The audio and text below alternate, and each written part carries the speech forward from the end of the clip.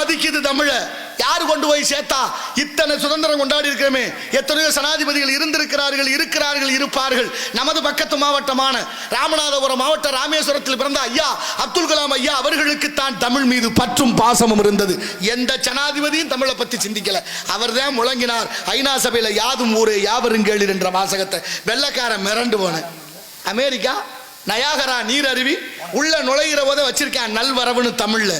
இங்கே இருந்து போன தமிழர் கேட்கிறாரு, நீங்க வல்லாதிக்க நாடுகளில் ஒன்றான அமெரிக்கா, ஓ நாட்டில் எதுக்கு தமிழ்ல வச்ச, உங்க மொழியே வேறுதானேன்னு கேட்க அவர் சொல்றாரு வெள்ளக்காரரு, உலகத்திலே உயர்ந்த நதி நயாகரா, உலகத்திலே உயர்ந்த நதி நயாகரா, உலகத்துக்கே மூத்த மொழி தமிழ், உலகத்துக்கே மூத்த மொழி தமிழும் உலகத்திலே உயர்ந்த நதி நயாகராவும் ஒன்றிருந்தால் சிறப்பு என்று எங்களுக்கு தோணுச்சு. அதான்டா தமிழ்ல பேர் வச்சோம்னா அதான் சொல்றேன்.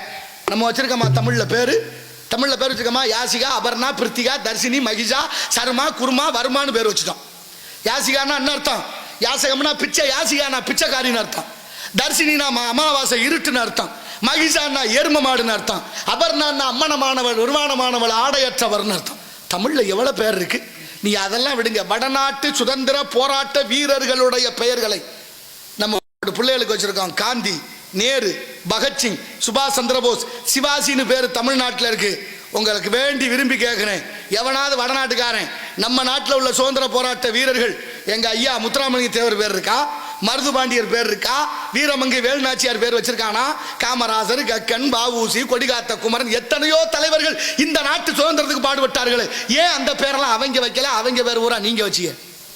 நாளைக்கு ஆய்வு பண்ணுவேன், எழுதுவேன். தமிழ்நாட்டில் தமிழர்களே இல்லை, நாடு மட்டும்தான் தமிழ்நாடுன்னு பேர் இருந்திருக்கு.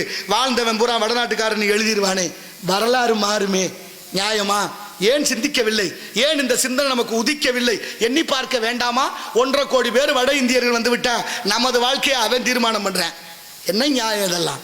இதுவா பண்பாடு? நம்மோட பிள்ளை விட்டு எப்படி வாழு? எல்லாருக்கும் மரணம் உண்டுதானே, யார் எப்ப சாவம்னு தெரியாது. ஆனா நமக்கு பின்னே வரக்கூடிய சந்ததிகள் எதிர்கால திட்டத்தோடு வாழ வைக்கணுமா வேண்டாமா என்பதை ஊர்சிதப்படுத்துங்கள். எங்கே இருக்கு நீங்க பள்ளிக்கூடத்தில் தமிழ் இருக்கா? படிக்கிற போது சாப்பாடு சாப்பிட்றதுக்கு முன்னால ஒரு திருக்குறள் சொன்னோம், பகுத்துண்டு பள்ளியுர் ஓம்புதல் நூலோர் தொகுத்தவற்றுள் எல்லாம் தலை. இருக்கா இன்னைக்கு? இல்ல. ஏன் இல்லைன்னு நீங்க கேட்டீங்களா? ஏன் எடுத்தோம்னு அவங்களாவது சொன்னாங்களா? யாரும் சொல்லல, யாரும் கேட்கல. அடுத்தபடியா ஆத்தி சுட்டின அந்த கிழவி பாடம் வச்சா, அரஞ்சிய விரும்பு, ஆறுவது சினம், இயல்வது கரவேல், ஈவது விளக்கல், உடையது விளம்பேல், ஊக்கமது கைவிடல். இருக்கா இன்னைக்கு? இல்ல. ஏன்னு நீங்களும் கேட்கல. அடுத்து காலமேகம்னு ஒரு புலவர், அவர் பாடிய இரட்டுரை மொழி பாடல், ஆசுகவி, வித்தாரகவி, சிலரகவி பாடக்கூடிய வல்லவரான ஆடி குடத்தரை ஆடும் போதே இறையும் மூடி திறக்கின் முகங்காட்டும் ஓடும் மண்டை பற்றி பரபரனும் பாரிற் பின்னாக்கும் உண்டாம் உற்றிடும் பாம்பு எல்லனவே ஓதுன்னு படிச்சமே. இன்னைக்கு இருக்கா? திருவாரூரை தலைநகராக கொண்டு ஆண்ட மன்னன் மனுநீதி சோழன் தன் மகனை தேர்காலில் இட்டு கொன்றான் என்ற வரலாறு படிச்ச பாட புத்தகத்தில். இருக்கா இன்னைக்கு? இல்லையே. ஏன் இல்ல? ஏன் எடுத்தாங்க? ஏன் எடுக்க விட்டு வேடிக்கை பார்த்திய? நீங்க எல்லாம் தமிழன் வரலாறு பூரா மறைக்கப்பட்டு கொண்டிருக்கு.